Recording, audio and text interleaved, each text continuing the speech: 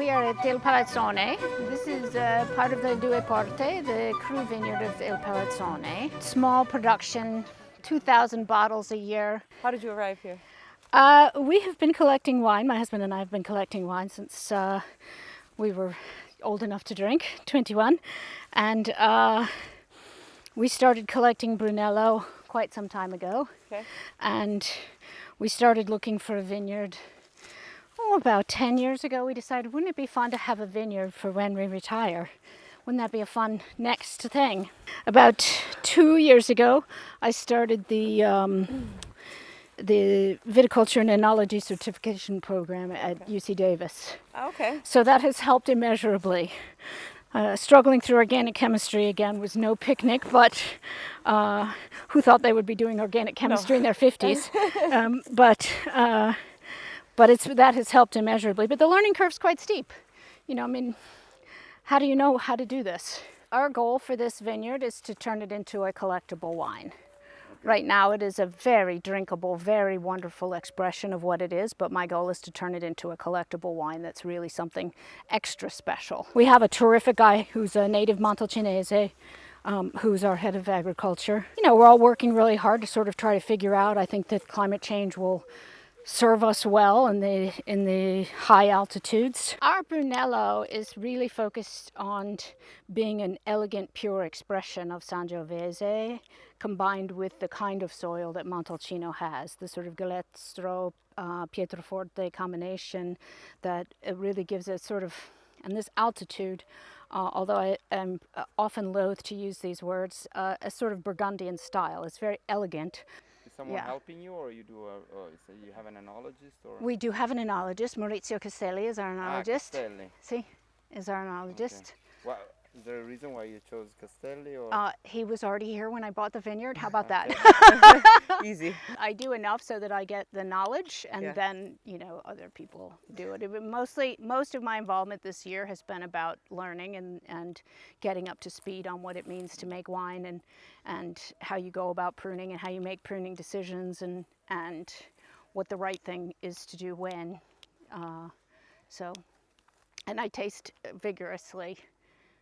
That's another learning curve item. You know, tasting the wine the day after fermentation is complete. It's a very different experience from tasting, a 2003 Salvione. Trying to understand, In the late 90s, mid 2000s, it just sort of fell off the wagon, and they were making this not Brunello, big, giant, velvety, if you want that, go to California kind of wine.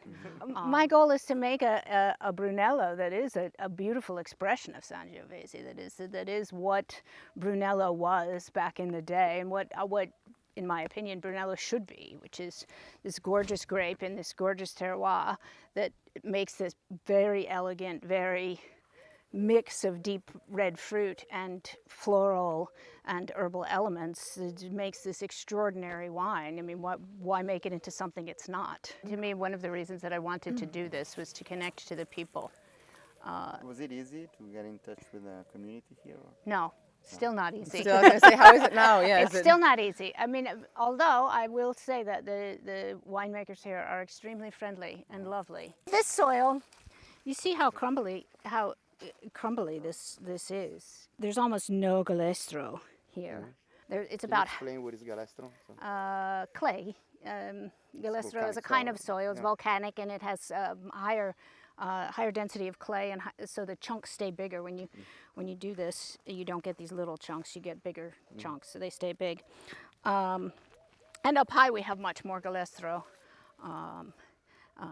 And Pietroforte up there, which I think is going to really make a big difference. We are not certified organic, partly because it's a huge pain, but partly because some of our vineyards in Castelnuovo dell'Abate are too close to other vineyards to be allowed to be certified unless they are also certified.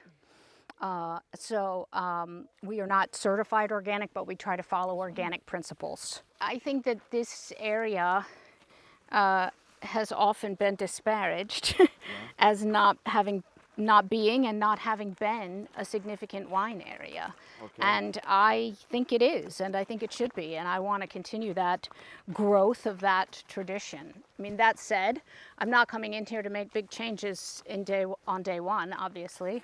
I mean, I have to learn how to make this all work. 200 years is a really long time in America, and 200 years is really nothing here. And so 200 years from now, in America, I would just assume that every trace would be gone. Whereas here, 200 years from now, somebody will be drinking Il Palazzone. And one day you will be the highest. One day we will be the highest. My little son's goal is I don't know how to say it in Italian, but take back the hill. Because le due porte, tutte le colline, le due porte, and he wants to have it all back. So he's got to earn some more money to make that happen.